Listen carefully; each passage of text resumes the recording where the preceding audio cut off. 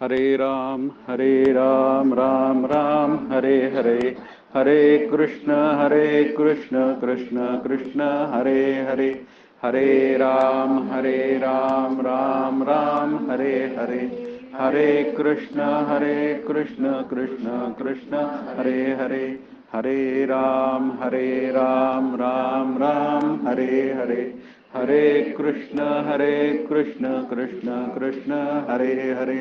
बोला पुंडलिक वरदा हरी विठ्ठल, श्री ज्ञानदेव तुकाराम, पंढरीनाथ महाराज की जय. जय जय रघुवीर समर्थ. सर्व ऐकणाऱ्यांना नमस्कार करतो आणि आजच्या अभ्यासाला प्रारंभ करतो. दुसऱ्या तरंगाचा विषय आपल्याला माहिती आहे की 2 अंशावर पहिल्यांदी काय घेतली आहे, त्यांनी हरकत घेतलेली आहे.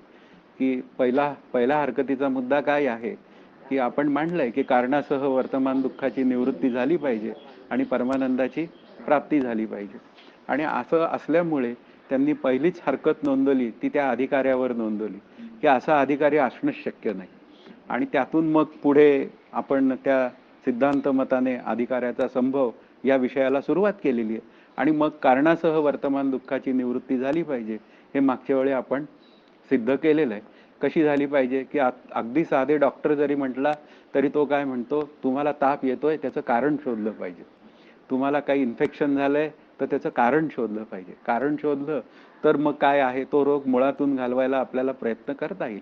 म्हणजे आपल्याला जेव्हा परमार्थाचा विचार करायची वेळ येते तेव्हा मात्र ती निवृत्ती 3 पद्धतीने आपल्या पुढे येते. एक लयरूप निवृत्ती, दुसरी बाधरूप निवृत्ती आणि तिसरी आत्यंतिक निवृत्ती. आता बाधरूप निवृत्ती आणि आत्यंतिक निवृत्ती तशी इक्वलच आहे, म्हणजे एकरूपच आहे.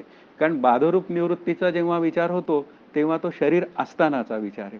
आता शरीर असतानाच देहीचा असून विदेहीपणे मुक्ती भोगीत जावी, म्हणजे शरीरात असतानाच मी आनंदाचा ठेवा आहे हे कळणं. आणि ते कळल्यानंतर मग आत्यंतिक निवृत्ती झालेली असते. आणि ती आत्यंतिक निवृत्ती आत्मज्ञानानेच होते, दुसऱ्या कोणत्याही गोष्टींनी होत नाही, असा तो एक विचार आहे. म्हणून आता पुढे असा झालाय की आता दुसरा जो विचार आहे त्याच्यावरचं ऑब्जेक्शन आपल्याला आता उत्तरातनं दूर करायचंय. आणि ते असं सांगतंय, आता ब्रह्मप्राप्तिरूप मोक्षाच्या द्वितीय अंशाची कोणी इच्छा करीत नाहीत याचे समाधान सांगतो. म्हणजे विषयांमध्ये आनंद आहे असं त्यांनी आपल्याला मागच्या वेळी सांगितलं त्या पूर्वपक्षांनी. आणि विषयांमध्ये आनंद असल्यामुळे मला आता विषयांशिवाय दुसऱ्या काही पद्धतीने आनंद असतो हे काही माहीत नाही, म्हणजे मला ते मान्यच नाही. कारण हे पूर्वपक्षी जी लोक आहेत ती इंद्रिय प्रत्यक्षतेवर जास्त बोलतात की मला जे काय माझ्या 5 ज्ञानेंद्रियांना दिसून कळतं तेच काय आहे, खरं आहे, अशा पद्धतीने भाषा बोलली जाते. आणि ते काही पुन्हा 5 ज्ञानेंद्रिय आणि 6 प्रमाणांना कळत नाही असं काही एक तत्व आहे आणि तेच मात्र कायम असं त्याची असे या स्वरूपातलं आहे आणि ते मला कळलं पाहिजे, ही भूमिका आता सुरू झालेली आहे. मग आता ब्रह्मप्राप्तिरूप मोक्षाच्या द्वितीय अंशाची, द्वितीय अंश काय आहे, परमानंदाची प्राप्ती. आणि तोच तर आपल्या खऱ्या अभ्यासाचा विषय आहे. प्रथम अज्ञानाची निवृत्ती हे कशासाठी आहे तर ते उदाहरण सोडवण्यासाठी आहे. कारण मोक्ष नावाची जी गोष्ट आहे ती एकमेव अद्वितीयाची एकरूप होण्याची आहे. आणि एकमेव अद्वितीयाचा अनुभव येण्यासाठी माझ्याजवळ काहीही साधन नाही. म्हणून काय आहे तो प्रथम अंश जो आहे तो काय करतो, अज्ञानाची निवृत्ती करतो आणि मला माझ्या आनंदाची प्राप्ती होते. हा आपला मुख्य अभ्यासाचा विचार आहे की अज्ञानाची निवृत्ती करणं सांगणं हा आमचा म्हणूया प्रथम विचार नाहीये. प्रथम विचार या शब्दाचा अर्थ आपण म्हणतो गडद विचार नाहीये. मग आपला गडद विचार काय आहे तर परमानंदाची प्राप्ती, तो आत्मा मी आहे. शेवटी आपले श्री गुरु काका काय म्हणतात, ते ब्रह्म मी आहे, तो आत्मा मी आहे, हे कळलंच पाहिजे मला. आणि हे जोपर्यंत कळत नाही तोपर्यंत मात्र काय आहे, सगळं मुसळ अशा पद्धतीने. मग छांदोग्य उपनिषदात सनत कुमारांनी भूमा ब्रह्म सुखरूप आहे असे सांगितले आहे. तो आपण विषय पहिल्यांदा घेतलेलाच आहे की सनत कुमारांनी सांगितलंय भूमा, भूमा शब्दाचा अर्थ पुन्हा निरपेक्ष व्यापक. आता निरपेक्ष व्यापक ब्रह्म सुखरूप आहे. आता ब्रह्म सुखरूप आहे कारण ब्रह्मस्वरूपाची जेव्हा बोलली जाते तेव्हा सच्चित आनंदरूप अशी एक भूमिका मांडली जाते की निरपेक्ष अस्तित्व, निरपेक्ष पुन्हा कळणेपणा. आता निरपेक्ष कळणेपणा म्हणजे कसा, ज्ञातृज्ञेयाविहीण नुसधेची जे ज्ञान, याच्यामध्ये काय आहे, जिथे ज्ञाता ज्ञान नेय अशी त्रिपुटी नाही. आता असं जे कळणं आहे ते कळणं कशाचं आहे, तर ते ब्रह्मस्वरूपाचं आहे, ते एकमेव अद्वितीयाचं आहे. आणि ते कळणं जे आहे ते कसं आहे, तर ते निरपेक्ष कळणं आहे. म्हणजे कळणं जे असतं आपलं व्यावहारिक सत्तेतलं, ते कशावर, नंतर कोणावर किंवा काहीतरी कशावर अवलंबून असतं. उदाहरणार्थ, मला हा मोबाईल कळतो असं जेव्हा मी म्हणतो, त्यावेळी मला या शब्दामध्ये कोणाला, तर जीवाला. नंतर कशाच्या साहाय्याने कळतो, तर पुन्हा डोळा नावाचं एक इंद्रिय आहे, त्याच्या साहाय्याने कळतो. मग कळण्याच्या ठिकाणी अंतःकरणाची अपेक्षा आहे. म्हणजे अशा पद्धतीने बोलले जाते. पण आत्मस्वरूपाचा विचार जेव्हा मांडायची वेळ येते, तेव्हा मात्र काय म्हणतात, की जे अंतःकरणाला कळत नाही, मनबुद्धीला ते कळत नाही. तुझं स्वरूप कसं आहे, मनोवाचा तीत, अशी भाषा बोलली जाते. किंवा इंद्रिय गोचर नाही, किंवा शब्दे विण समाधीजे, इंद्रिया नेणता भोगीजे, ते शब्द सांडून बैसला तो मौनी म्हणावा भला. म्हणजे अशी भूमिका मांडली जाते. आता ती भूमिका मला कळली पाहिजे, की शब्दाशिवाय मला संवाद करायचा आहे. याचा अर्थ काय झालं पाहिजे, की एक दिवस हा अभ्यास करता करता माझी जी काय अज्ञानाची निवृत्ती झाली असता मला ज्ञानाचा अनुभव येतो, आणि ज्ञानाच्या अनुभवात बोलणं नाही. मग जो गप्प बसतो त्याला नक्की नीट कळलेलं असतं. आता जो बोलतो त्याला कळलेलं नसतं. आता तिथं विधान तयार होतं. म्हणून ब्रह्मस्वरूपाविषयी किती जरी आदळआपट केली, बाबा मला फार कळलं, मला फार कळलं, तरी समजायचं त्याला काही कळलेलं नाही. रामकृष्ण हरी. कारण ज्याला कळलेला असतो तो कधी गप्पच बसलेला असतो. कारण मौन राशिगा तुझे नाव, असं ज्ञानदेवांनी तिथे म्हटलंय. मग पुढे म्हणतायत की तो भूमा ब्रह्म सुखरूप आहे. आता सुखरूप शब्दाचा अर्थ पुन्हा पदार्थ निरपेक्ष सुख. निरपेक्ष शब्द आपण सगळीकडेच लावूया आता. पदार्थ निरपेक्ष सुख किंवा दुःख विरहित सुख. कारण काय आहे, आपल्याला दुःखाच्या सापेक्षतेने असलेल्या सुखाचा अनुभव आहे. विषयांमध्ये सुख आहे ना, पूर्वपक्षाचं म्हणणं आहे. म्हणून काही अपेक्षा नाही आहे तुमच्या या ब्रह्मसुखाची. तर ती भूमिका आपल्याला दूर करायची आहे त्यांच्या अंतःकरणातली, म्हणजे माझ्या अंतःकरणातली. तर मग काय आहे, ते ब्रह्म सुखरूप आहे. म्हणजे पदार्थ निरपेक्ष सुख तिथे अपेक्षित आहे. बरं, पदार्थ निरपेक्ष सुखाचा अनुभव नाही काय मला, अशी भूमिका विचारली तर आहे. रोज रात्री झोपताना सगळे विषय, ज्यावेळी मला झोप येते त्यावेळी मी सगळे विषय काय करतो, सोडून देतो, बाजूला टाकून देतो. अगदी मी एखाद्या लग्न समारंभाला जाऊन आलेलो असलो, खूप दागिने माझ्यासमोर असले, तरी मी पहिल्यांदा काय करतो, ते दूर करतो आणि मी काय म्हणतो, मला झोप पाहिजे. आणि झोप पाहिजे याचा अर्थच काय, मला पाहिजे विषय निरपेक्ष सुख पाहिजे, असं त्याचं आहे. म्हणजे ब्रह्म कसं आहे, तर सुखरूप आहे. ते सुख कोणत्याही व्यक्तीवर, वस्तूवर आणि परिस्थितीवर अवलंबून नाही. असं जे सुख आहे ते मात्र कसं आहे, सनत कुमारांनी सांगितलं, भूमा आहे म्हणजे निरपेक्ष व्यापक आहे. याचा अर्थ त्याच्या व्यापकतेची तुलना कोणाच्याही व्यापकतेशी होत नाही. तेच ब्रह्म सुखरूप आहे असे सांगितले आहे. हे वर लिहिलेले आहे, तो आपण पाहिला भाग. आणि सुखाचा अनुभव थोडाफार सर्व जीवांना आहेच. कशाच्या निमित्ताने, विषयाच्या निमित्ताने. विषयाकार आपली अंतःकरण वृत्ती होते, आणि विषय जर अनुकूल मला भोगायला मिळाला तर मग काय होऊन जातं, मला सुख होतं. म्हणजे विषयाच्या निमित्ताने अंतःकरण वृत्ती शांत होऊन मला माझ्या सुखाचा थोडाफार मला अनुभव आहे. त्याला थोडाफार असा शब्द का बोलला, हा असं ते थोडाफार असा शब्द का बोलला, कारण हे विचारसागरकार जे आहेत ना, म्हणजे साखरे महाराज सुद्धा, हे फार अवघड प्रकरण आहे. ते थोडाफार या शब्दाचा अर्थ ते सुख येतं, काही काळ टिकतं, कालांतराने जातं. म्हणून थोडाफार, थोडाफार म्हणजे याचा अर्थ उपाधीच्या सापेक्षतेमध्ये काहींना काय आहे, पूर्व पुण्याई चांगली असेल तर सुखाचा अनुभव जरा बरा आहे, आणि नंतर काही जणांची पूर्व पुण्याई जर का कमी असेल तरी सुद्धा काय आहे, सुखाचा अनुभव आहे पण त्या मनाने कमी आहे. म्हणजे या सुखामध्ये उपाधी सापेक्षता म्हणजे पूर्व पुण्याईचा भाग आहे. म्हणजे थोडाफार अनुभव सर्व जीवांना आहे, आणि आपणास नित्य सुख असावे अशी ही सर्व जीवांना इच्छा आहे. आणि पुन्हा माझी भाषा काय आहे, मला कायम सुख पाहिजे अशी भूमिका आहे. कोणी जर म्हणलं तुला दुःखासहित सुख देतो, तर मी काय म्हणणार, दुःख तुझंच ठेव. अगदी प्रत्यक्ष पांडुरंग उभे राहिले आणि म्हणाले, आता मी आलोय तुम्हाला सगळ्यांना, आता तुम्ही एवढे अभ्यास करताना पाहून मी फार प्रसन्न झालोय, तर 100 सुखांबरोबर 10 दुःखांचे प्रसंग देतो. तर आपण काय म्हणणार, हे सगळे तुझ्याजवळच ठेव, तुलाच लखला वासो, अशी ती भूमिका तयार होईल. आणि मग मला फक्त सुखच पाहिजे, मग मला कायम सुख पाहिजे. तर कायम सुख हा शब्द कुठे जोडला जातो? तो त्या नित्य निरतिशय आत्मसुखाशीच जोडला जातो. म्हणजे प्रत्येकाला कशाची अपेक्षा आहे? म्हणजे प्रत्येक जण काय आहे? सामान्य मुखाने मुमुक्षूच आहे. हा त्यातला भाग आहे. मुख्य मुद्दा पुढे येणार आहे, की पुढे मुद्दा काय तयार होणार आहे? बारीक जेव्हा विचार करायची वेळ येईल, त्यावेळी मुद्दा असा तयार होणार आहे, की विषयाची अपेक्षा आहे का विषय सुखाची अपेक्षा आहे का सुखाची अपेक्षा आहे? अशी ती भूमिका आपल्या पुढे येणार आहे. मग ती भूमिका पुढे येईल त्यावेळी बघूया. याचा अर्थ विचारी पुरुषांना ब्रह्मप्राप्तीचीच इच्छा आहे असा होतो. शिवाय ज्या पदार्थाची इच्छा होते त्याची इच्छा उत्पन्न होण्याचे पूर्वी त्याचा प्रत्यक्ष अनुभव असलाच पाहिजे असा नियम नाही. आता इथे पुन्हा आणखीन फार सुंदर विचार मांडायला सुरुवात केलेली, की ज्याची इच्छा मला निर्माण होते त्या सुखाचा अनुभव मला पूर्वी असलाच पाहिजे अशी काही अपेक्षा नाहीये. त्यासाठी उदाहरण दिलंय. कोणास एखाद्या सुंदर पदार्थांचे वर्णन ऐकूनही परमार्थ त्या पदार्थ प्राप्तीची इच्छा होते. आता उदाहरणार्थ एखाद्याने बटाटे वडा खाल्लेलाच नसेल तर काय म्हणणार, की ह्या काकू फार बटाटे वडा सुंदर बनवतात. शिवगडावर असंच झालं. मधल्या काळात काकांनी बटाटे वडा खाणं सोडून दिलं होतं. पण एकदा मी म्हणालो, की ह्या काकूंनी फार सुंदर बटाटे वडा बनवला. आणि मग ते म्हणाले, काका म्हणाले, की नाही मग खायला पाहिजे. म्हणजे याचा अर्थ काय झाला, की त्या वर्णनातनंही मला तो पदार्थ काय होऊ शकतो, तो खावा अशी एक काय होऊ शकते, निर्माण होते. म्हणजे त्या पदार्थाच्या प्राप्तीची अपेक्षा निर्माण होऊ शकते. पण ती कशाला प्राप्ती पाहिजे? भूमिका ती आहे ना. शेवटी मला काही प्राप्त व्हावं अशी जी भूमिका असते आपल्याला, किंवा एखादी गोष्ट नको अशी भूमिका पण असते. पण आता इथे सध्या चाललाय तो प्राप्त व्हावं अशी चाललाय.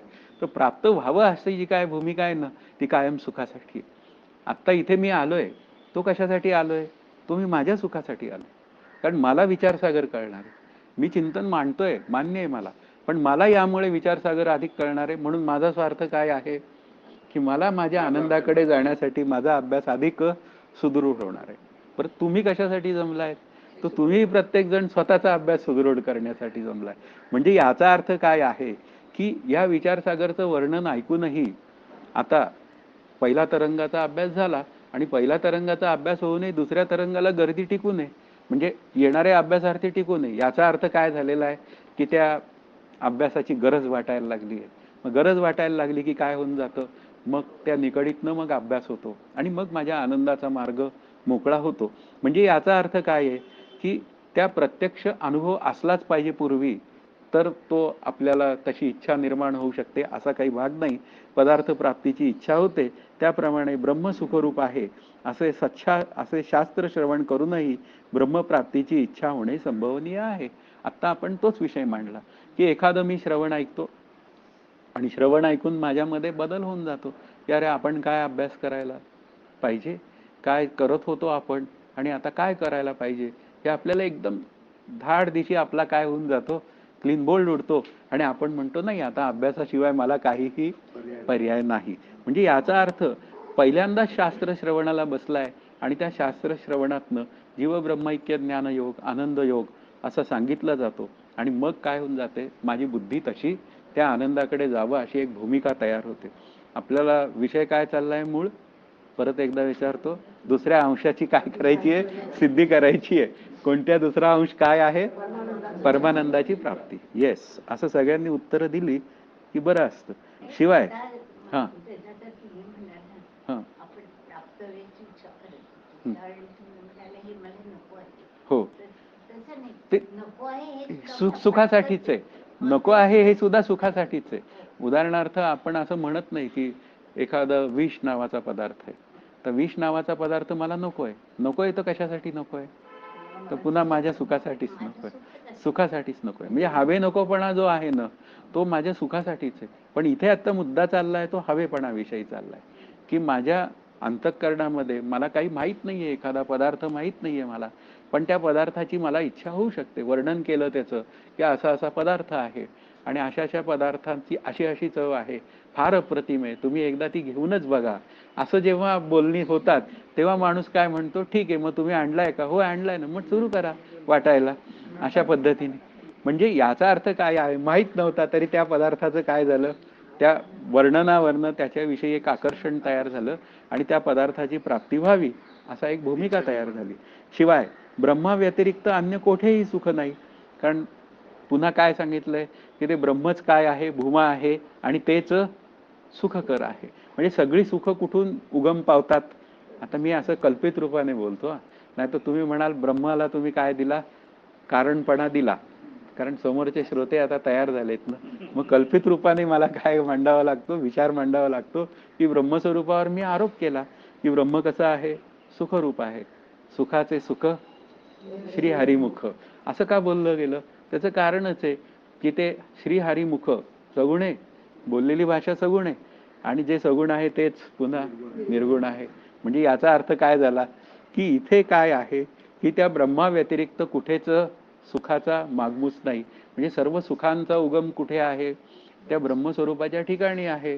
मग तुला जर का कायमचं सुख हवं असेल तर जिथं उगम पावलाय तिथे जाऊन तू एकरूप हो. ही भगवंताची आपल्याला समजावून सांगण्याची रीती आहे.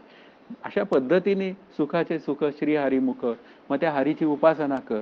उपासना करता करता अंतःकरण वृत्ती थोडी शांत होईल. मग शांत आणि शुद्ध झालेल्या अंतःकरण वृत्तीमध्ये आत्मसुखाचा विचार कर. मग अशा रीतीने हळूहळू तू आनंदाशी एकरूप हो. म्हणजे इथे काय आहे, ब्रह्मा व्यतिरिक्त अन्य कोठेही सुख नाही हे मान्य आहे. सुख म्हणजे ब्रह्म असा शास्त्र सिद्धांत आहे. म्हणजे पुन्हा काय आहे, सुखाशिवाय दुसरं म्हणजे ब्रह्माशिवाय दुसरं काहीही या जगात त्या व्यतिरिक्त नाही. म्हणून सुख आणि ब्रह्म हे दोन शब्द कसे आहेत, एकच आहे. असा असा एक विचारच तयार करायचा आहे. म्हणजे मुख्य मुद्दा काय आहे की होणारं सुख नाही अपेक्षित आपल्याला, असणाऱ्या सुखाचा अनुभव आपल्याला घ्यायचा आहे. आणि असणारं सुख जर मला कळावं असं वाटत असेल तर मला काय केलं पाहिजे, त्या ब्रह्मसुखाचाच विषय माझ्या अंतःकरणात सतत मी धारण केला पाहिजे. आणि प्रत्येक जीवास यत्किंचित का होईना पण सुखाचा प्रत्यक्ष अनुभवही आहे. आता विषयाच्या निमित्ताने पुन्हा आपण तो विषय केला. अंतःकरण वृत्ती शांत होऊन आपल्याला तो अनुभव आहे. म्हणजे ब्रह्माचा प्रत्यक्ष अनुभव आहे. मग आहे की नाही प्रत्येकाला आहे. मग सगळ्यांना ब्रह्मानुभवी म्हणायला काय हरकत आहे. असा तो विषय झाला ना. मग एवढा विचारसागर पुढे तरंग लिहिले कशाला असं सगळं होतं. तर मग ब्रह्मस्वरूपाचा सामान्य रूपाने येणारा अनुभव आणि ब्रह्मस्वरूपाचा विशेष रूपाने अनुभव. सामान्य रूपाने सर्वांना अनुभव आहे अगदी, पण विशेष रूपाने मला नाही. म्हणजे कसा नाही, तो ते तत्व सच्चिदानंद रूप आहे, ते तत्व सच्चिदानंद रूप मी आहे असा अनुभव मला नाही. सामान्य रूपाने आहे पण विशेष रूपाने नाही. आणि विशेष रूपाने अनुभव येण्यासाठी इथे काय चाललाय, अभ्यास चालला. पहिला काय विचार आहे, अज्ञानाची निवृत्ती. आता अज्ञानाच्या निवृत्तीमध्ये काय आहे, अभ्यास आहे. आता अभ्यास आहे म्हणजे काय झाला, त्या अभ्यासाने अज्ञानाच्या निवृत्तीसाठी केला गेलेला प्रयत्न आहे. आणि प्रयत्न केल्यानंतर अज्ञानाची काय झाली, निवृत्ती झाली आणि परमानंदाची आता प्राप्ती होते. तेव्हा वृत्तीच्या स्तरावर आपल्याला मी आनंदाचा ठेवा आहे असा अनुभव येतो. हा त्यातला महत्वाचा भाग आहे. अशा पद्धतीने काही मोल तर दिलं पाहिजे ना एखादी गोष्ट प्राप्त करून घेण्यासाठी. मग अज्ञानाचं काय दिलं आपण, मोल दिलं. आणि मोल दिल्याबरोबर काय झालं, शीघ्रची येथे ज्ञानप्राप्ती. ऐसी आहे फळश्रुती ये ग्रंथी. कुठल्या ग्रंथी, दासबोध ग्रंथी, विचारसागर ग्रंथी. म्हणजे मुख्य मुद्दा काय आहे, ब्रह्माचा सामान्य अनुभव हा काही पुन्हा आपल्या आनंद रूपतेपर्यंतचा विषय पूर्ण करण्याला समर्थ नाही. तर त्याचा सच्चिदानंद रूप मी आहे असा मला अनुभव आला पाहिजे. आणि तो सुद्धा कसा येईल, तो पुन्हा अज्ञानाची आत्यंतिक निवृत्ती झाल्याशिवाय नाही. असे अंशतः अनुभूत असलेले ब्रह्मसुख त्याचे प्राप्तीची इच्छा होणे साहजिकच आहे. पण या सामान्य इच्छेमुळे काय झालं की अरे काहीतरी कुठेतरी असं काही सुखाचा स्रोत असू शकतो अशी एक भूमिका आपल्या अंतःकरणात तयार होऊ शकते. कारण एखादी संत व्यक्ती, एखादी चिंतन मांडणारी अधिकारी श्री गुरुपदाची व्यक्ती ती सांगते आणि तिचं म्हणणं मला पटून जातं. कारण तिने केलेलं साधन, त्यामागे असलेलं ईश्वराचं सामर्थ्य त्याच्या पाठीमागे, त्यांनी काय होऊन जातं, मला पटून जातं. म्हणजे याचा अर्थ काय आहे की असं काही ऐकल्यानंतर जे अंशतः मला अनुभव आहे, पण त्या अंशतः अनुभवातनं मी काय करावं, एक अभ्यासाचा विचार करावा, ही एक भूमिका तयार होते. म्हणून आता पुढे त्याच्या प्राप्तीची इच्छा होणे स्वाभाविक आहे.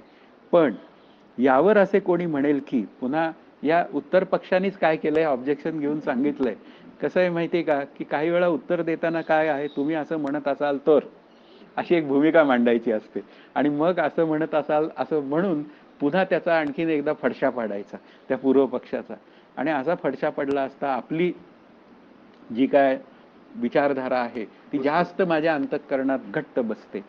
हा, प्रस्थापित होते. हा त्यातला भाग आहे. विषय सुख हेही जर तुमच्या मते ब्रह्मसुख आहे, तर पुष्कळ विषय संपादन करून नित्य ब्रह्मसुखाचा अनुभव घेणे हाच मोक्ष होईल. मग सर्व काही विषय सौख्य परित्याग करून काय करायचे काय? आता मुद्दा हा आला की पुष्कळ विषय संपादन करून, म्हणजे आता मी ते करत नाहीये काय, पुष्कळ विषय मी संपादन करतोय. टीव्ही लावतो, काय होतो, ऑफिसमधनं येतो आणि मला काय पाहिजे असतं, खूप शांतता हवी असते. मला खूप काय झालेलं आहे, ऑफिसमध्ये फार माझ्या डोक्याला त्रास झालाय. मग आता काय झालं, मला शांतता पाहिजे आणि शांतता मी कुठे शोधतो, त्या टीव्ही मध्ये शोधतो. आणि टीव्ही मध्ये बातम्या लावतो, काहीतरी विपरीत बातम्या येतात किंवा काही आणखीन एखादी सेरीज लावतो, त्यात काहीतरी तिसरंच घडतं आणि मग मी काय म्हणतो, हे यात काही अर्थ नाही. म्हणजे काय झालं, अरे तू त्या विषयात आनंद शोधायला गेला ना आणि आता अर्थ नाही हे काय म्हणतोय. म्हणजे याचा अर्थ तो तिथून उठतो आणि दुसरीकडे जातो. म्हणजे याचा अर्थ तो निरनिराळ्या विषयात आनंद शोधायचा प्रयत्न करतो. आपल्याला बघा, आणखीन एक उदाहरण घेता येईल की उदाहरणार्थ चहा हा विषय आहे. आता चहा विषय आपल्याला अगदी समोर आला, फार सुंदर चहा या काकू करतात असं अगदी, आणि मग तो चहा तुम्ही एकदा पिऊन बघाच असं अगदी. पुण्यात आता चहाची तर खूप दुकान आहेत, आपला चहा, दुसऱ्याचा चहा, याचा चहा, त्याचा चहा. आपण किती एक कप प्यायला, एक कप प्यायला आणि त्यानंतर ते म्हणाले कसा आहे चहा, फार छान आहे, हा घ्या दुसरा कप. त्यावेळी आपण काय म्हणतो, नाही नाही ते काही जमायचं नाही. म्हणजे याचा अर्थ काय, विषयात जर सुख असतं तर अधिकाधिक विषय संपादन करून किंवा अधिकाधिक विषय भोगून माझं सुख द्विगुणित व्हायला पाहिजे होतं आणि पुन्हा ते तसं काही होताना दिसत नाही. म्हणून विषयजनित सुखे होणार नाही. विषयजनित जे जे सुख तेथे असे परमदुःख. पूर्वी गोड, एक एक सिप प्यायला की फारच गोड, दुसऱ्या सिपला पुन्हा त्याची गोडी हळूहळू कमी व्हायला लागते आणि एक कप पिऊन झाल्यानंतर दुसरा समोर आणला की रामकृष्ण हरी म्हणतो, बाबा याच्यापेक्षा जास्त नको. म्हणजे याचा अर्थ काय आहे की विषयजनित जे जे सुख तेथे असे परमदुःख. पूर्वी गोड अंती दुःख नेमस्त आहे. म्हणजे विषयांच्या निमित्ताने जे मी सुख भोगायला जातो तिथे माझ्या पदरी दुःखच पडलेलं असतं, पण मला कळतच नाही. आणि मी काय करतो, अधिक जोमाने ते विषय मिळवण्याचा प्रयत्न करतो, पण सरते शेवटी मग जाताना मात्र काय झालेलं असतं, हे सगळं मिळवलेलं असतं पण डोळ्या देखत मात्र डोळे मिटलेले असतात आपले. त्यावेळी मात्र रडायला कोणी शिल्लकही उरत नाही, असं होऊन जातं. म्हणजे मूळ मुद्दा काय आहे, ब्रह्मसुखाचा अनुभव येऊन डोळे मिटले तर काय आहे, जन्म आलियाचे फळ काही करावे सार्थक, तर सार्थकता आहे. अदरवाईज काय आहे, रामकृष्ण हरी. म्हणून विषय सुख हेही तुमच्या मते ब्रह्मसुख आहे. कारण आपण बोलताना म्हणतो ना की विषयाच्या निमित्ताने काय प्रगट होतं, उत्तर पक्ष म्हणतो ना की ब्रह्मसुखच प्रगट होतं. पण मुद्दा काय आहे, ते विषयांमुळे म्हणजे विषयांच्या निमित्ताने अंतःकरण वृत्ती शांत होऊन झालेली आहे हे सुख प्रगट. हे काही केलं मला कळत नाही आणि माझा निर्णय काय असतो, विषयांमुळे झालेला. असे ते दोन विचार आपल्याला जर केले तर मग काही अडचण येणार नाही. दोघांचा विभाग आपण बाजूला केला मग काही अडचण नाही. म्हणजे मग पुष्कळ विषय भोगून अधिक सुख संपादन करावं ही भूमिका माझी काय होऊन जाते, डायल्युटेड होऊन जाते. पण हे म्हणणे बरोबर नाही, कारण ब्रह्मा व्यतिरिक्त सौख्य कोठेच नाही. म्हणजे याचा अर्थ काय आहे, ब्रह्मस्वरूपच एक सुखकारक आहे. विषयांमध्ये सुख मिळतं नाही असं नाही, विषयांच्या निमित्ताने असं म्हणूया. अंतःकरण वृत्ती शांत होऊन, पण ते सुख काही परमनंट नसतं. म्हणून ते सुख कसं आहे, तात्कालिक. म्हणजे पुन्हा कसं आलं ते, सुख सुख पाहता दुःख ठाकोनी आले. किंवा ज्ञानदेवांची ओवी काय, दुःख सुखाची लेवनी अंगे सळीत जगाते. हे कसं आहे की ते दुःखच आहे, आतमध्ये दुःखच आहे, पण घातलाय काय अंगरखा, सुखाचा अंगरखा घातलाय. आणि सुखाचा अंगरखा घातल्यामुळे काय झालं, मी त्याला म्हणतो ये बाबा. एकदा काकांनी समजावून सांगताना सांगितलं होतं, मी दुःखांना म्हणतो या दुःखांनो माझ्या घरात या, अशा पद्धतीने मी त्यांना माझ्या घरात घेतो. तर हेच त्याचं उत्तर आहे. कारण त्या दुःखांनी काय केलेलं आहे, ग्लॅमरस वस्त्र परिधान केलेलं आहे आणि ते त्यामुळे मी घेतो माझ्या घरात आणि मग मी नंतर रडत बसतो. ह्याला काय अर्थ आहे. खरं सुख कशात आहे, तर ब्रह्माव्यतिरिक्त कुठेच सौख्य नाही. म्हणून विषय सौख्य ही ब्रह्मसौख्य आहे हे खरे. तथापि दुःख संबंधरहित केवल सुखाची सर्व पुरुषांना इच्छा आहे. म्हणजे दुःखासहित सुख कोणालाही नको.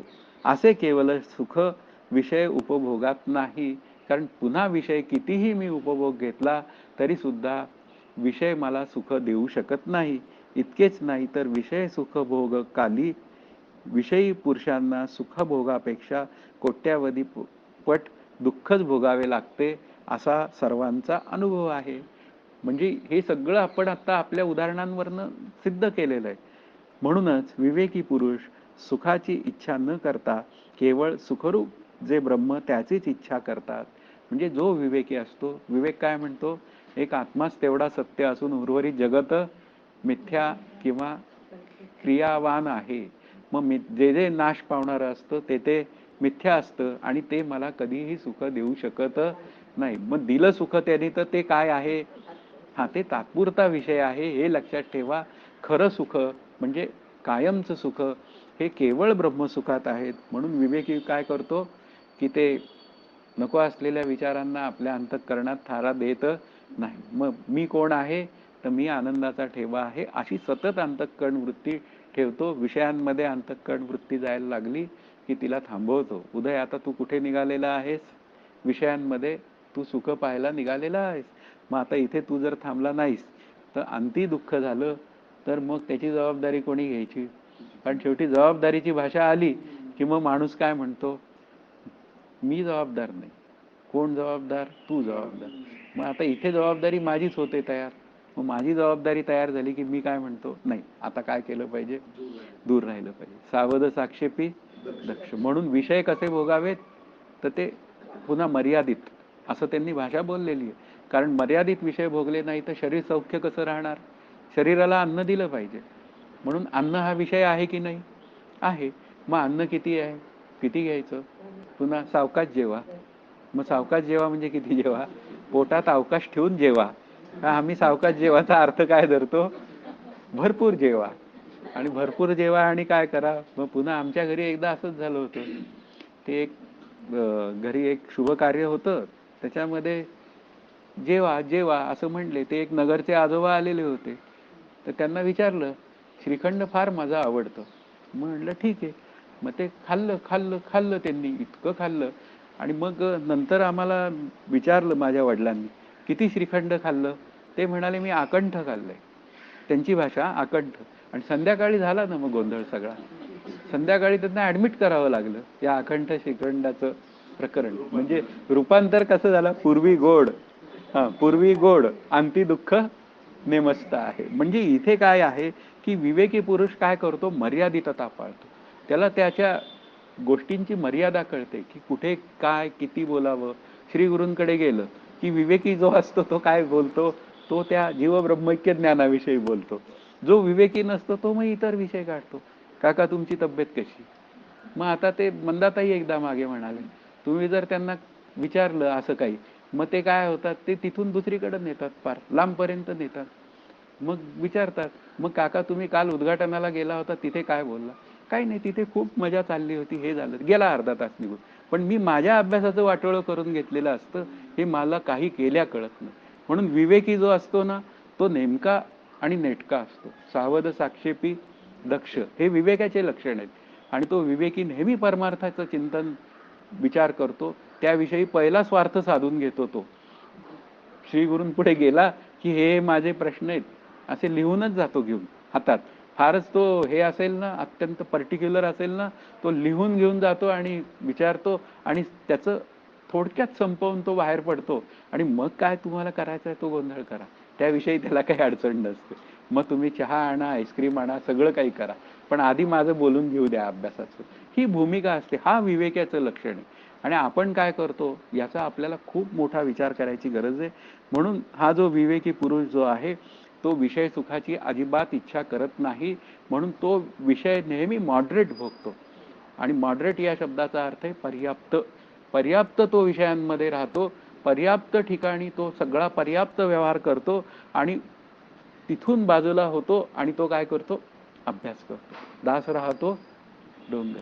काही गलबला काही निवळ. निवळ हा शब्द जो आहे तो अभ्यासासाठी सांगितलेला आहे.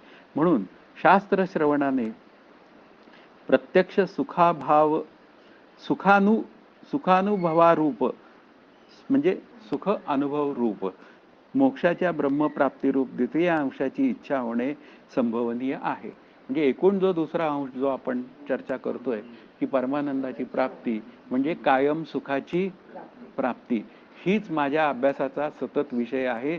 मी विषय जे भोगायला जातो ते सुद्धा मी सुखाच्या अपेक्षेनेच भोगायला जातो.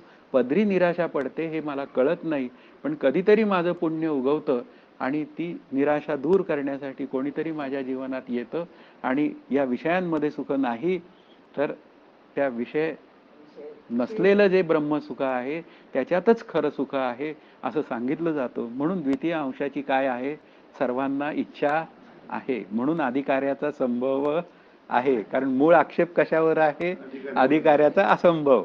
मग अधिकारी काय आहे आपला, पुन्हा विवेकी.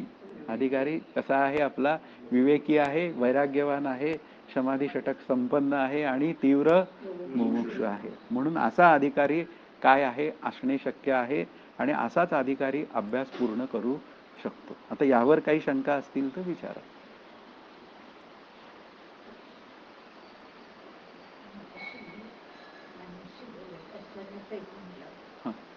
आपल्याला विषयाची जी असते, जे विषय आपल्याला माहिती आहे त्याची प्राप्ती करून देण्याची आपल्याला इच्छा असते.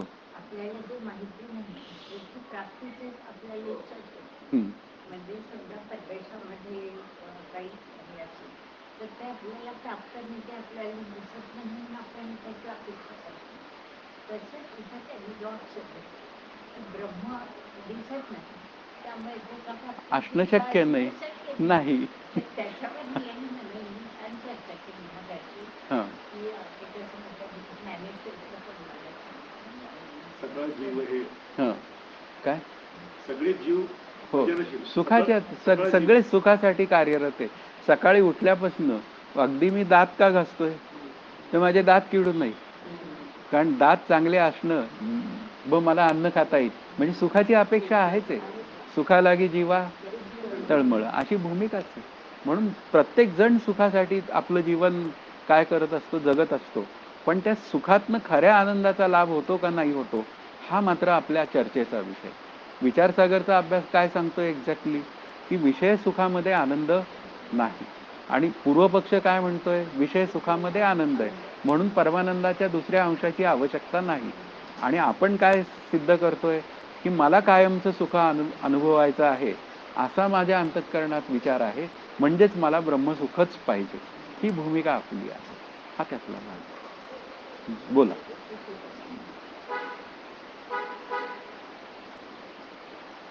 आता अगदी आत्ताचा विषय घेऊया. आत्ता आपण 4:30 वाजता इथे आलो, त्यावेळी उन्हाचा तडाखा केवढा होता, खूप होता.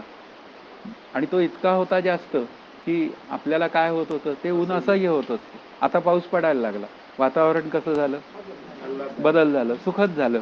म्हणजे काय आहे की सुखाची अपेक्षा ही सर्वांनाच आहे. आता हाच पाऊस जर का रात्रभर पडत राहिला तर घरी जाता येणार नाही. मग आता काय झालं, म्हणजे ह्या असे हे जे विषय जे असतात ना असे हे सापेक्षितपणा निर्माण करतात. पण ब्रह्म मात्र असं सापेक्षित सुखाचा अनुभव देत नाही, ते निरपेक्ष सुखाचा अनुभव देतं. हे त्यातले विचार आहे. हा कायमस्वरूपी. हे जे विषय किंवा हे जगातले सर्व पदार्थ हे काही काळ काही जणांना काय म्हणतात सुखावह असतात. उदाहरणार्थ साखर, जोपर्यंत डायबिटीस होत नाही तोवर काय आहे, सुखावह आहे. पण जेव्हा डायबिटीस होतो त्यावेळी तो काय म्हणतो, साखर त्याज्य आहे म्हणजे दुःखावह आहे. म्हणजे याचा अर्थ या जगातल्या प्रत्येक पदार्थाला काय आहे, सापेक्षितता. म्हणजे सुख आहे किंवा दुःख आहे, म्हणजे झालं आहे. म्हणजे त्याला दोन्ही पद्धतीने कोणाला ते काय म्हणूया होय वाटतं, कोणाला ते नाही वाटतं. पण आत्मसुखाबद्दल विचारलं तर मग तुला कायमचं सुख हवंय का, हो मला कायमचं सुख हवंय, मला कायम पाहिजे आनंद. मग मला आनंद पाहिजे याचा अर्थ काय झाला, मला ब्रह्मसुखच पाहिजे. ही भूमिका आहे. म्हणून विषयात सुख एका दगडात दोन पक्षी मारलेत त्यांनी. विषयात सुख नाही आणि ब्रह्मच सुखरूप आहे, हेच खरं आहे. म्हणून द्वितीय अंशाची जी काय बोलणी आहे ही मात्र काय आहे, सहज सिद्ध आहे. बरं, यावर काही शंका आहे का कोणाची?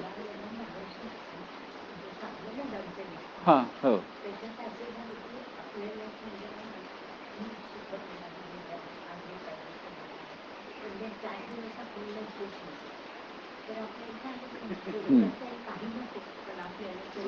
म्हणजेच विषय निरपेक्ष सुख पाहिजे. अपेक्षा, मग निरपेक्ष सुखाला ब्रह्मसुख असं, म्हणजेच कोणा सगळ्यांना अपेक्षा कशाची आहे? मग सगळेजण अधिकारी आहेत की नाही? मग अभ्यास करायला पाहिजे की नाही? असं असं विषय तयार होतो. बस आपला पालुपत काय, अभ्यास केला पाहिजे. कारण काका नेहमी म्हणतात, तुझं पालुपत फार असतं, अभ्यास केला पाहिजे, असा तो विषय. म्हणलं हो, म्हटलं काका करू काय, तुम्ही तसंच केलंय मला. अशा पद्धतीने तुम्ही मला सळो की पळो करून सोडलं आम्हाला दोघांना. असं ते झाल्यामुळे ते म्हणाले, नाही जरा बेताबेताने विचार मांडत जा, मला म्हणाले. कारण सगळेच पुन्हा तेवढ्या तत्परतेने विचार ग्रहण करतील असं नाही. म्हटलं नाही काका, आता सर्वांना चॉईस नाही उरलेला, इतके वर्ष ऐकल्यामुळे आता आपल्याला चॉईस उरलेला नाही म्हणलं. असा तो विषय झाला. एकूण आपल्याला काय आहे, बोलणी ही आहेत की अभ्यास केल्याशिवाय पर्याय नाही. आता हा पुढे पावसामुळे ऐकू येत नसेल तर येत आहे ना ऐकू सगळं. हा, आता तिसरा जो विचार आहे, तर तिसरा विचार आहे, आता सर्व पुरुष विषय सुखाचीच इच्छा करतात, म्हणून त्यांचे ठिकाणी वैराग्य समाधिकांचा अभाव असतो आणि मोक्षामध्ये तर विषय सुख मुळीच नाही.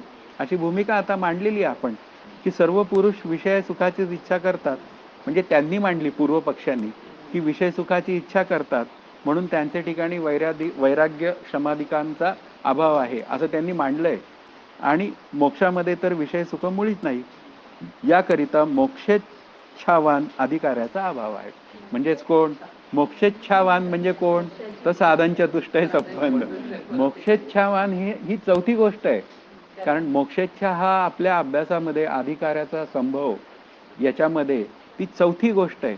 म्हणजे विवेक, वैराग्य, समाधी, षटक आणि हा, मग मोक्षाचा अधिकारी नाही याचा अर्थ कोणी विवेकी नाही, कोणी वैराग्यवान, कोणी समाधी षटकवान नाही. ही भूमिका आली त्यांची, पूर्व पक्षाची ही भूमिका आली.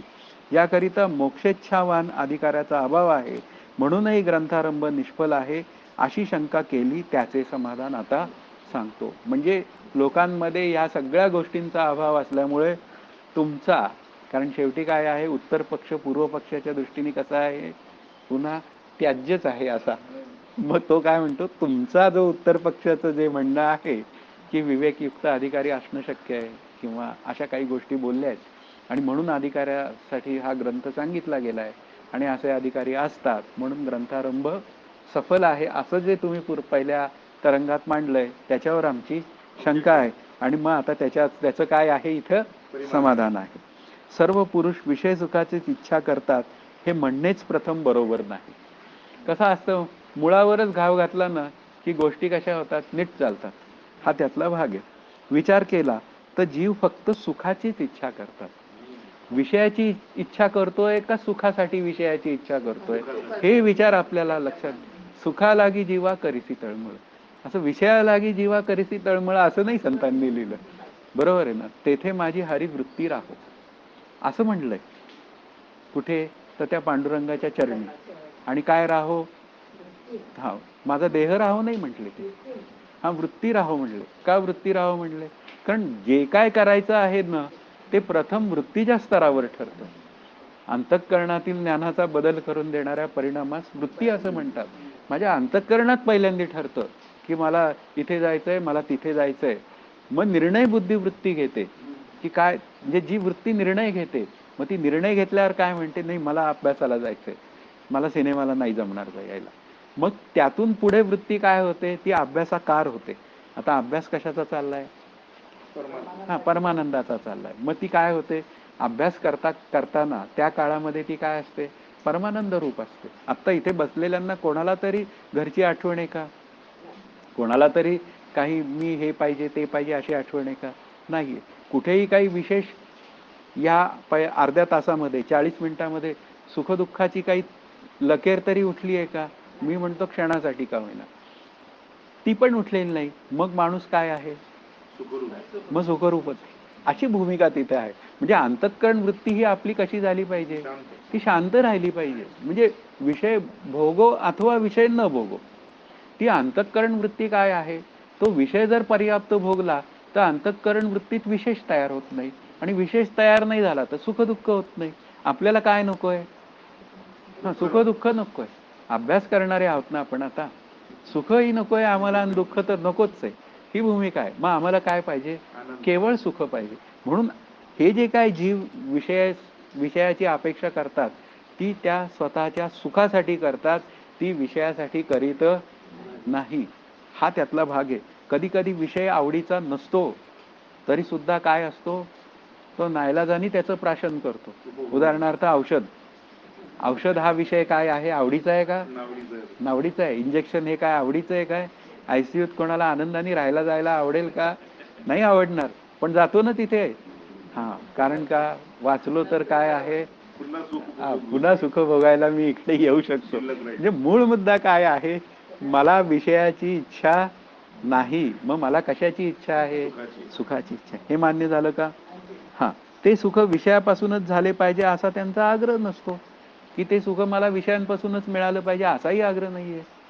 आता शंका करणाऱ्यास आम्ही असे विचारतो, एक, या जगात कोणी मुमुक्षु नाही म्हणून ग्रंथारंभ निष्फल आहे, किंवा मुमुक्षु असूनही ग्रंथाचे ठिकाणी प्रवृत्ती नाही म्हणून ग्रंथारंभ निष्फल आहे. जर असे म्हणेल की जगात मुमुक्षु कोणीच नाही, तर हे म्हणणे बरोबर नाही. कारण या जगात आपण पहिल्या याच्यात विषयाच्या निमित्ताने आपण केलंय की विषयाचा सामान्य रूपाने सर्वांना अनुभव आहे, सुखाचा अनुभव आहे की नाही? विषयाचा नाही, सुखाचा सामान्य रूपाने आहे. म्हणजे याचा अर्थ काय झाले? सर्वच सामान्य रूपाने काय आहेत? मुमुक्षु आहेत. पण आता विशेष रूपाने मला मुमुक्षु व्हायचंय.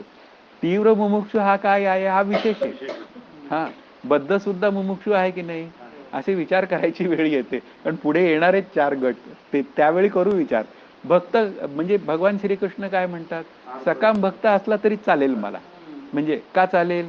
की तो निदान दुसऱ्याचं वाईट होऊन माझं चांगलं होऊ दे असं तरी म्हणत नाही ना. मग अशा रीतीने 12व्या अध्यायात तो काय म्हणतो? सकाम भक्तालाही मी काय करतो? जवळ करतो. कारण तोच एक दिवस निष्काम जाईल. म्हणजे एक दिवस तो त्याचा दोष निघून जाईल, सकामता निघून जाईल कधीतरी. निष्काम भक्तांची जी काय माझ्याकडे येणारी मंडळी आहेत, त्यांना पाहता पाहता तो काय होऊन जाईल की अरे आपलं वागणं कसं आहे? चुकीचं आहे. मग आता आपण काय करूया? अभ्यासाला लागूया, निष्काम होण्याचा प्रयत्न करूया. म्हणजे बद्ध सुद्धा मुमुक्ष होऊन जातील. म्हणजे याचा अर्थ काय आहे की या जगात कोणीच मुमुक्ष नाही असं नाहीये. प्रत्येकाला नित्य निरतिशय कायमचा आनंद पाहिजे. याचा अर्थ सामान्य रूपाने तो काय आहे? मोक्षेच्छूच आहे. कारण सर्व पुरुषांना दुःख नाशाची व नित्य सुखप्राप्तीची इच्छा आहेच. आता सर्व दुःख नाशाची सुद्धा ती कशी आहे? कारणासह सर्व दुःख नाशाची इच्छा आहे. कोणाला दुःख नाश तात्पुरता हवा आहे काय? तो कायमचाच पाहिजे. मग कायमचाच पाहिजे याचा अर्थ काय आहे? सर्वांना आत्मज्ञानाचीच खरी इच्छा आहे, हा त्यातला भाग आहे. म्हणून सर्व दुःख नाश सुखप्राप्ती रूप मोक्षच आहे. म्हणून सर्व मुमुक्षुच आहे.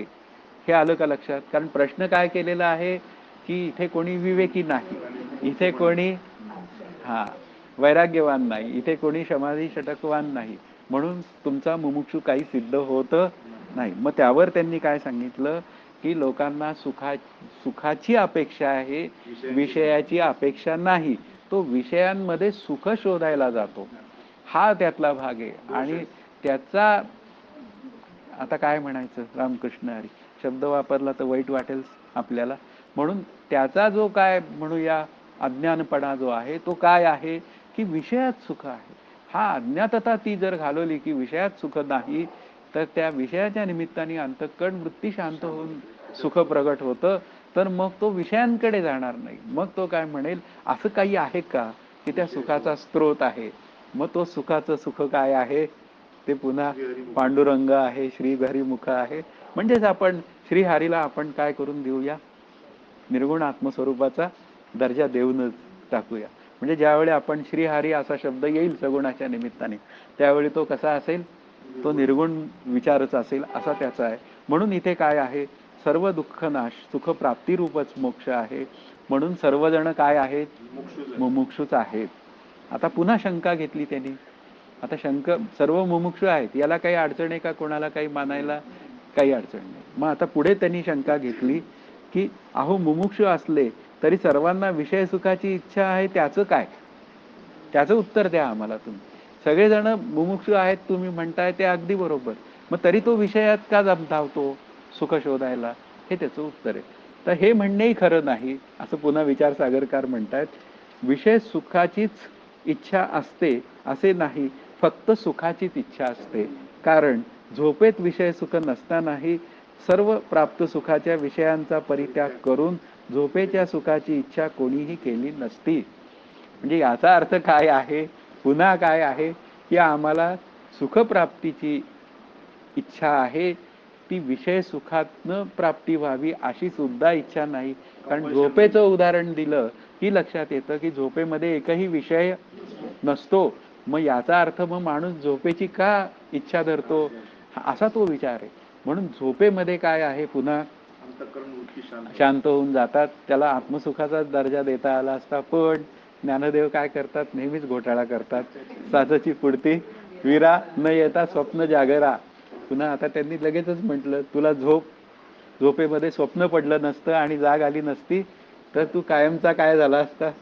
आत्मज्ञानीच राहिला असता. पण तुला जाग आल्याशिवाय राहत नाही आणि स्वप्न पडल्याशिवाय राहत नाही. म्हणून झोपेमध्ये जे सुख आहे ते कसं आहे? पुन्हा अशा पद्धतीने त्याचे विचार करायचे. म्हणजे ते पुन्हा विचारातनं आलेलं नाहीये. झोपेतल्या सुखाला कुठलंही मोल द्यावं लागत नाही, असा तो विषय आहे. म्हणून सुख मात्र इच्छितात असे म्हटले पाहिजे. म्हणजे झोपेच्या सुखामध्ये विषय निरपेक्ष सुखाची तिथे भाषा आहे, पण ते अज्ञानातनं आलेल्या असल्यामुळे तिथे त्याला ज्ञानरूपतेतनं म्हणजे अज्ञानाची निवृत्ती करून आलेल्या सुखरूपतेचा दर्जा मात्र काही केल्या देता येत नाही. पण तरी सुद्धा झोपेच्या सुखावरनं आपल्याला असं म्हणता येईल की प्रत्येकाला काय आहे? झोप का हवी? तर सुखासाठीच हवी. आणि झोपेमध्ये एकही विषय नाही. म्हणून प्रत्येकाला कशाची अपेक्षा आहे? विषय निरपेक्ष सुखाचीच अपेक्षा आहे. शिवाय असेही म्हणता येईल की विषय सुखाचीच इच्छा करतात असे नाही, उलट निर्विषय आत्मसुखाचीच इच्छा करतात. कारण सर्व पुरुषांना प्रारब्ध बलाने न्यूनाधिक विषय सुख प्राप्त असूनही सदा अशी इच्छा होते की आम्हास अविनाश सुख प्राप्त व्हावे. आता पुन्हा जागेपणीचाही विचार मांडलाय की काय आहे की तिथे विषयाची इच्छा नाहीये, सुखाची इच्छा आहे. आणि सुखाची इच्छा आहे तर कशी आहे? तर कायम सुखाची इच्छा आहे. कुठे? परिपूर्ण पाहिजे, कायम पाहिजे. कायम सुखाच्या मध्ये ते आत्मसुखाचा विचार आहे. म्हणजे याचा अर्थ काय आहे?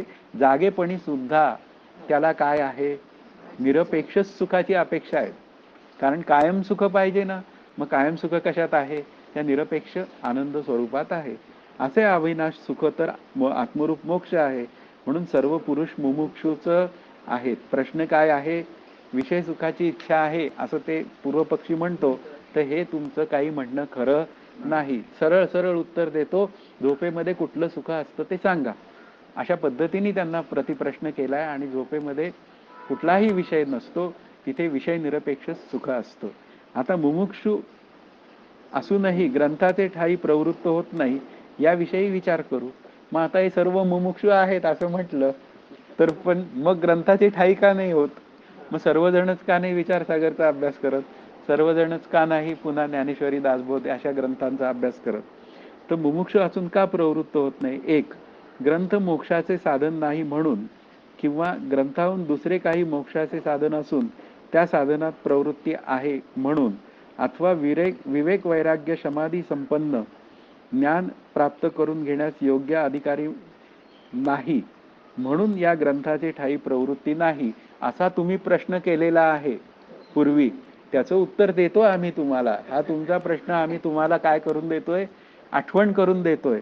म्हणून काही या ग्रंथामध्ये प्रवृत्त होत नाही का, अशी भूमिका इथे मांडायला सुरुवात केली आहे. वरील विकल्पांचे क्रमाने समाधान सांगतो. ग्रंथ मोक्ष साधन नाही हे म्हणणे योग्य नाही, कारण जीव ब्रह्मैक्य ज्ञानाचेच मोक्ष होतो हा वेदांताचा सिद्धांत आहे आणि ते ज्ञान श्रवणाने होते. मुख्य मुद्दा काय आहे? आता श्रवण केलियाचे फळ क्रिया पालटे तुटे संशयाचे मुळ एक सरा. म्हणजे श्रवणाने काय होणार आहे? जीव ब्रह्मैक्य ज्ञानाचा विचार तिथे मांडला जातो आणि त्या जीव ब्रह्मैक्य ज्ञानाचाच विचार आपल्या अंतःकरणामध्ये घडत होतो. म्हणून श्रवण कसं असावं? श्रवण म्हणजे ऐकावे, मनन म्हणजे मनी धरावे. मग श्रवणात काय पाहिजे? त्या श्रवणाच्या व्याख्या दिल्या आहेत. अंगी श्रवण पाहिजे. अंगी श्रवण म्हणजे त्यांनी ते उदाहरण दिलं साखरे महाराजांनी. वाघाला गोळी मारली तर तो काय करतो? ज्या दिशेने गोळी आली त्याच्याकडे बघतो. आणि कुत्र्याला जर का दगड मारला तर तो दगडा मागे धावतो. मग श्रवण कसं पाहिजे? अंगी श्रवण पाहिजे. कुठून गोळी आली म्हणजे या शब्दाचा अर्थ की त्या श्रवणाचा मुख्य विषय काय आहे. श्रवणाचा विषय हा जीव ब्रह्मैक्य ज्ञान पाहिजे आणि त्याला अनुकूल असणारी उदाहरणं देऊन, म्हणजे मुख्य मुद्दा काय आहे की प्रत्येक सिद्धांताला दृष्टांत दिला पाहिजे आणि तो दृष्टांत पुन्हा कसा असला पाहिजे? दोघांना कळणारा असला पाहिजे, दोघांच्या ओळखीतला असला पाहिजे. आणि असा संयुक्तिक दृष्टांत देऊन सिद्धांत जो सांगतो, म्हणजे ज्ञानेश्वरीत म्हणलंय, मंथुनी नवनीता तैसे घे अनंता, वाया व्यर्थ कथा सांडी मारू. म्हणजे कथेचा काय करा, बाजूला करा कथेला, आणि त्या कथेचं सार कशासाठी सांगितलंय त्याचा विचार अधिक करा. कारण साराने काय होतं? सार ते शोधून घ्यावे, असार ते त्यागावे, अशी भूमिका मांडलेली आहे. सार असार विवेक सांगितलेला आहे. म्हणून इथे काय आहे? ते ज्ञान श्रवणाने होते. म्हणून श्रवण दोन तऱ्हेचे आहे. एक वेदांत वाक्याचा श्रोत्राशी संबंध रूप आणि दुसरे वेदांत वाक्य विचार रूप. आता वेदांत वाक्याचा श्रोत्राशी संबंध रूप केव्हा येतो? श्री गुरुचा आणि आपला शिष्याचा संबंध येतो तेव्हा. म्हणजे श्रवण काय आहे? दोन पद्धतीने आपल्यावर कार्य करीत असतं. आणि दुसरे वेदांत वाक्य रूप. म्हणून दोन्ही श्रवण कुठली असली पाहिजे हा विचार पुढे येणार आहे. आणि ती दोन्ही श्रवण कसली असली पाहिजे? ती दोन्ही श्रवण ही श्री गुरुची असली पाहिजे. प्रथम श्रवण सुद्धा श्री गुरु आणि द्वितीय श्रवण सुद्धा श्री गुरूंचंच असलं पाहिजे. म्हणून इथे मांडलेलं आहे की वेदांत वाक्य विचार रूप. पहिला काय झाला? संबंध आला. कानावचनाची काय झाली? भेटी झाली तिथे. आणि भेटी झाल्यावर तिथे काय सांगितलं गेलं? ते तू आहेस. आणि त्यानंतर तो शिष्य काय अभ्यास करायला लागला? ते मी आहे. म्हणजे याचा अर्थ काय? अहम ब्रह्मास्मी. अशा पद्धतीने त्याचं चिंतन सुरू झालं. म्हणून इथे काय झाला? हा वेदांत वाक्याचा श्रोत्राशी संबंध रूप पहिलं श्रवण ते आहे. आणि दुसरं श्रवण काय आहे? वेदांत वाक्य विचार रूप. मग वेदांत वाक्य विचार रूप काय श्रवण आहे? आता पुन्हा जीव ब्रह्मैक्य ज्ञानाचं श्रवण ते सगळं काय आहे? वेदांत वाक्य विचार रूप श्रवण आहे. इथे विचार रूप असं म्हटलेलं आहे. आणि विचार शब्दामध्ये आत्मानात्म विचार हा भूमिकेतला आहे. आणि आत्मानात्म विचारामध्ये आत्मविचाराला काय करायचंय? प्रथमता दिली पाहिजे, प्राथमिकता त्याची आहे. म्हणून इथे काय आहे? वेदांत वाक्य विचार रूप श्रवणालाच काय केलेलं आहे? दर्जा दिलेला आहे. श्रवणाची व्याख्या काय सांगितलेली आहे? की उपक्रम उपसंहाराची एकवाक्यता. आता ती एकवाक्यता काय आहे? ती जीव ब्रह्मैक्य ज्ञानरूप असली पाहिजे. आणि असं जे काय श्रवण असतं त्याला श्रवण म्हणावं. आणि ते सोडून जो काय विचार मांडला जातो त्याला काय म्हणतात? रामकृष्ण हरी. बस याचं इतकं म्हणजे पक्केपणा इथे मांडलेला आहे समर्थांनी. श्रवण निरूपणाचे 4 समास लिहिलेले ते मुळातनं पाहावे. आणि मग त्यांचा श्रवणावरचा विचार मांडल्यावर लक्षात येतो की इथे कुठेही आपल्याला ते इकडं तिकडं सरकवून द्यायला अजिबात तयार नाहीयेत. म्हणून इथे काय आहे? जीव ब्रह्मैक्य ज्ञान प्रथम श्रवणाने होते, ते आलं. आता शब्दजन्य ज्ञानोत्पत्ती श्रोत्राशी शब्दाचा संबंधच कारण आहे. म्हणून आचार्यांनी उच्चारण केलेल्या महावाक्याचा श्रोत्राशी संयोग ब्रह्माचे अपरोक्ष ज्ञानास हेतू आहे. आलं लक्षात? म्हणजे काय आहे की त्या ग्रंथाचं काय झालं पाहिजे? श्रवण झालं पाहिजे. मग त्यातला पहिला संबंध कोणाशी आहे? तो आचार्यांशी आहे. त्या आचार्यांनी उच्चारलेले शब्द ते सुद्धा कोणते?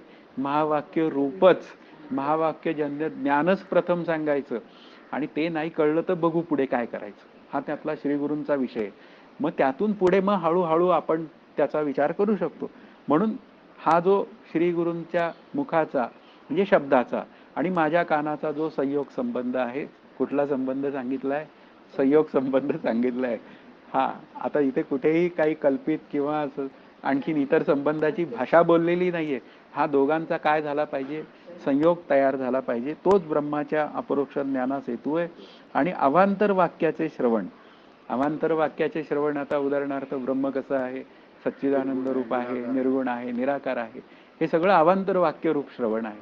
आणि मग त्यानंतर पुन्हा पुढे काय म्हणतात, ते ब्रह्म, ते निर्गुण ब्रह्म मी आहे. आता ते मी आहे असा शब्द आला की तो आला महावाक्याच्या दर्जावर. अवांतर वाक्याला पुन्हा कशाचा दर्जा येतो, महावाक्याचा दर्जा येतो. म्हणून इथे काय आहे, आपल्याला कुठेही हालायला अजिबात परवानगी नाहीये.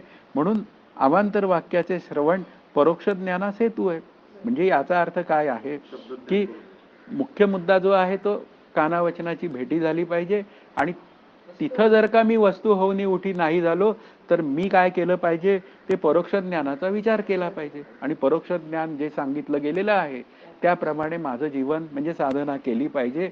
आणि मग समर्थ म्हणतात तसं झाले साधनाचे फळ, संसार झाला सफळ, निर्गुण ते ब्रह्म अंतरी बिंबले, शेव झाला मायेचा, निवाडा झाला तत्वांचा, साध्य होता साधनाचा ठाव नाही. म्हणजेच त्या ब्रह्मस्वरूपाचा विचार आहे.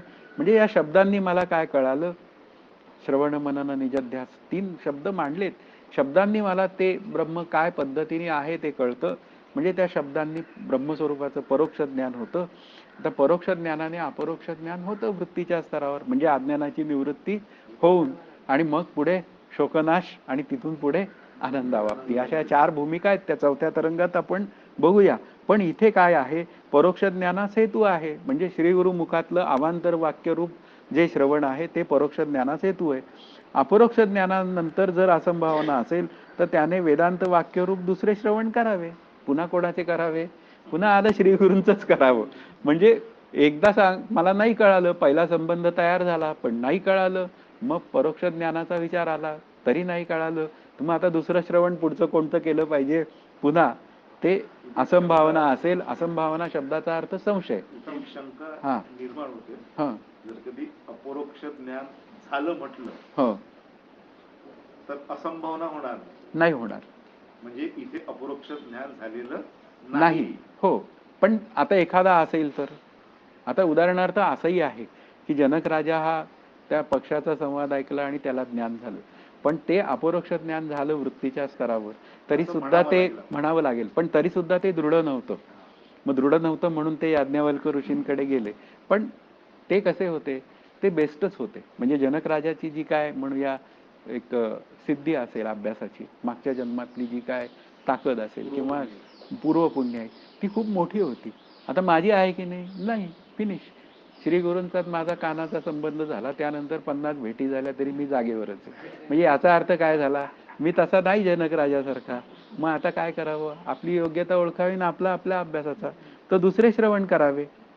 म्हणजे हरकत नाही, दुसरे करावे, तिसरे करावे, पण ते कोणाचे करावे, ते श्री गुरूंचेच करावे. म्हणून वेदांत वाक्य म्हणजे संशय गेले पाहिजे. असंभावना शब्दाचा अर्थ काय, संशय. आणि संशय किती आहेत, 3. काय संशय आहेत, मग प्रमाण असंभावना काय आहे, आता प्रमाणाविषयी, प्रमाण काय आहे, प्रमाण शब्दाचे अर्थ 2 काय आहेत, ज्ञानपर आहे. म्हणजे याचा अर्थ प्रमाण शब्दाचा अर्थ वेद आणि प्रमाण शब्दाचा अर्थ इंद्रिय. इथे इंद्रिय अर्थ अपेक्षित नाही. म्हणून इथे वेदांच्या वाक्यांविषयी काही संशय असेल तर कोणाला विचारायचं, बस. आता ती झाली प्रमाण असंभावना. आता प्रमेय असंभावना काय, ज्ञानाविषयी शंका. म्हणजे जे जाणून घ्यावयाचे असते त्याला प्रमेय असं म्हणतात. आता आत्मा जोपर्यंत मी एकरूपतेने जाणत नाही तोपर्यंत तो माझ्या जाणून घेण्याचा विषय. त्याविषयी काही संशय असेल तर पुन्हा विचारणाही झाली पाहिजे, चर्चाही झाली पाहिजे. आणि नंतर विपरीत भावना. विपरीत भावना काय आहे, मी देह, मी करता, हे सगळ्याचा निचरा व्हायचा असेल तर मला काय केलं पाहिजे, मला वेदांत वाक्याचं श्रवण केलं, बस. त्याला काही पर्याय नाही.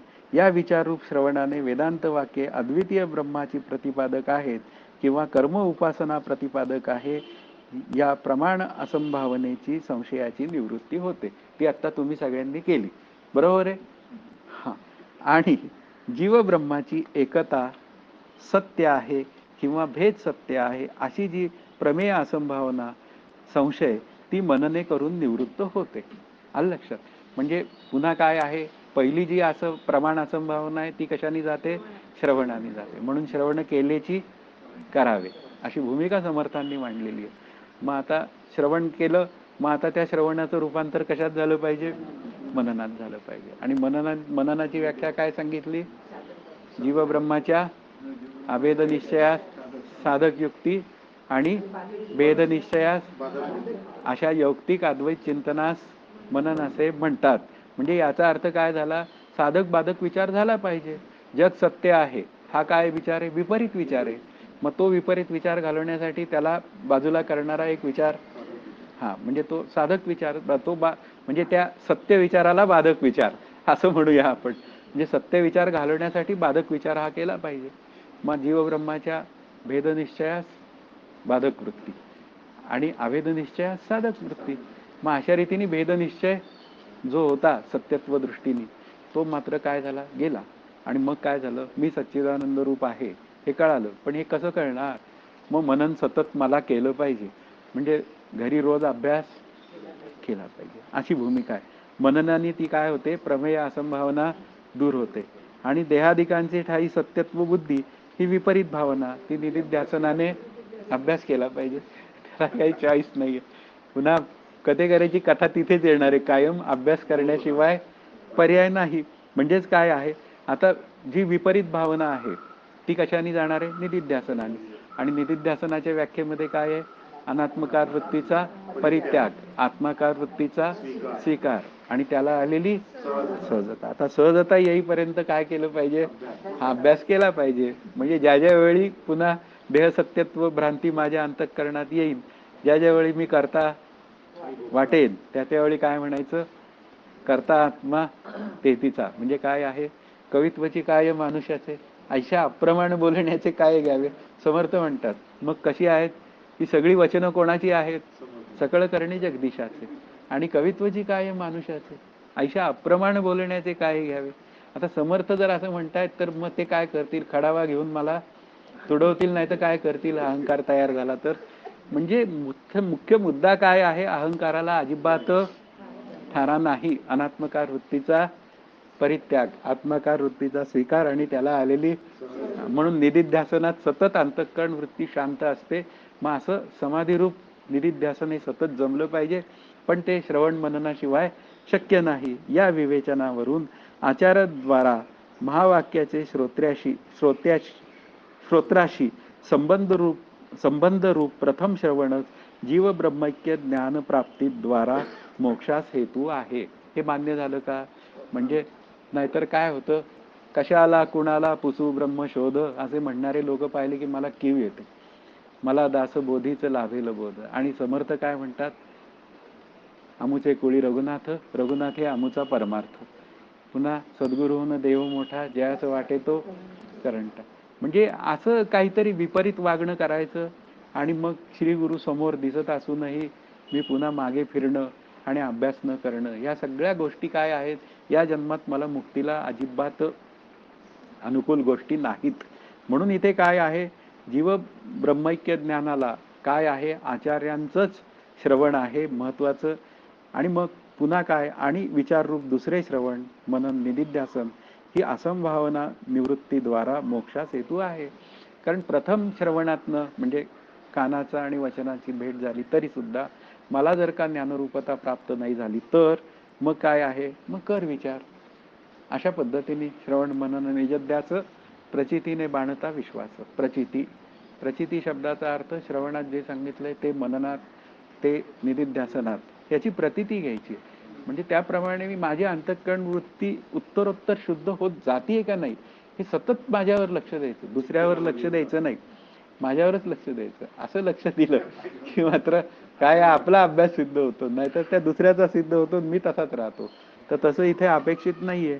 आता वेदांत म्हणजे उपनिषदे, ती या ग्रंथावर निराळी आहेत हे खरे. आता या विचारसागर ग्रंथापेक्षा उपनिषद ही वेगळी आहेत. तथापि त्या वाक्यांचा समानार्थक प्राकृत वाक्ये या ग्रंथात आहेत.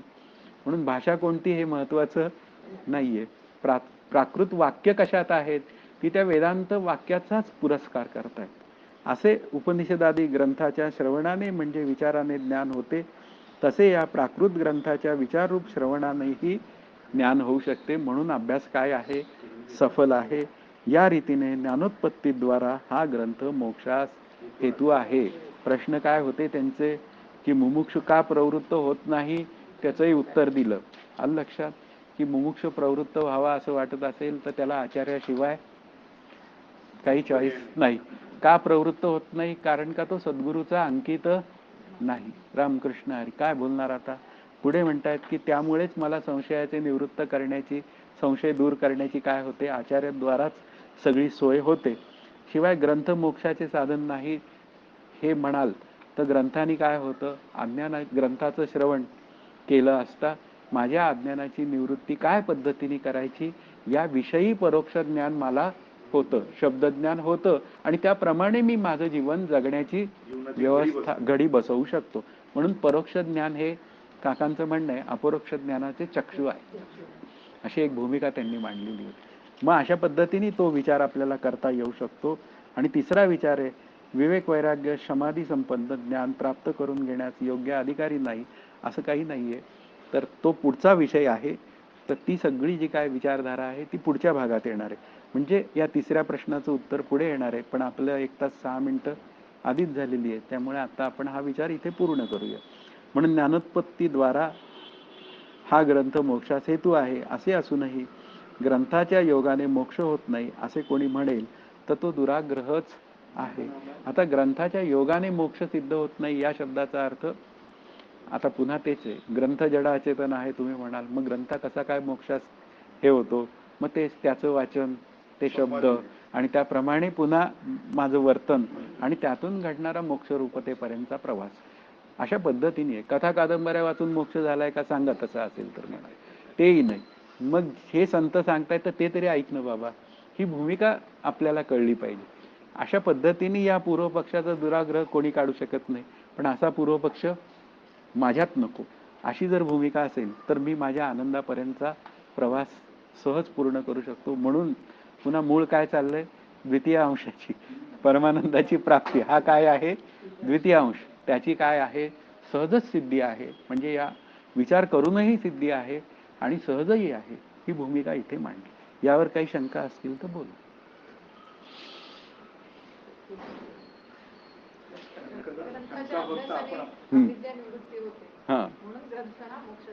साधन आहे. It's a system. येस, ते सिस्टीम आहे. आणि पुन्हा साध्य होता ठाव नाही. म्हणून प्रत्येक साधनच आहे.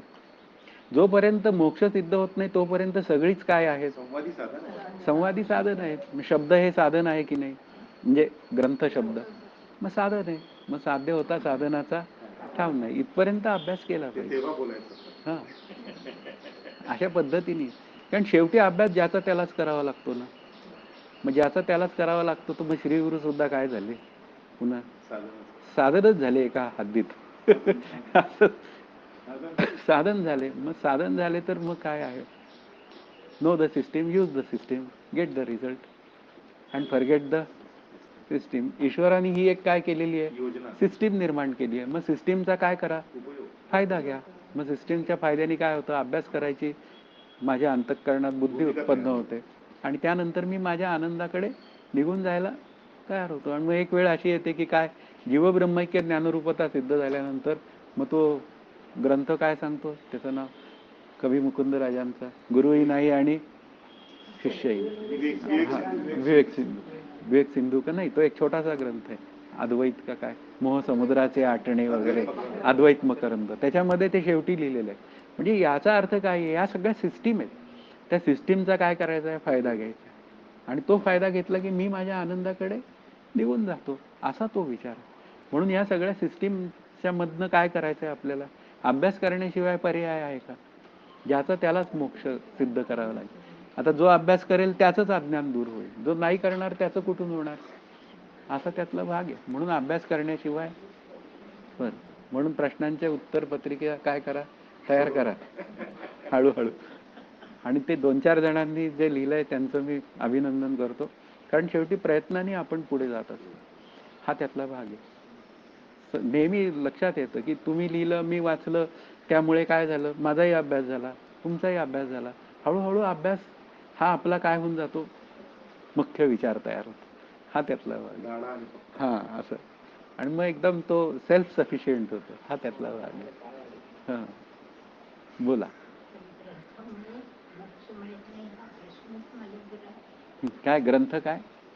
ग्रंथ वाचन हा. म्हणजे आधीचा जो प्रश्न निर्माण केला पूर्व पक्षाने, हो, की हो. ग्रंथ वाचनामुळे मोक्ष प्राप्त होत नाही. हे पूर्व पक्षाचं म्हणणं पूर्व आहे. पक्षाचं म्हणणं आहे, तेच मला जरा हा. बरोबर वाटतं. कारण वाचन आणि श्रवण हो हे दोन्ही असल्याशिवाय आहेच आहे काही ना. कळणारच त्यांनी नाही. परोक्ष ज्ञान होईल, मला कळेल काय म्हणणं आहे ते. असं असं थांबायचंय म्हणजे मी बंद करतो, नंतर प्रश्न विचारू शकता, तो काही विषय. जय जय रघुवीर समर्थ.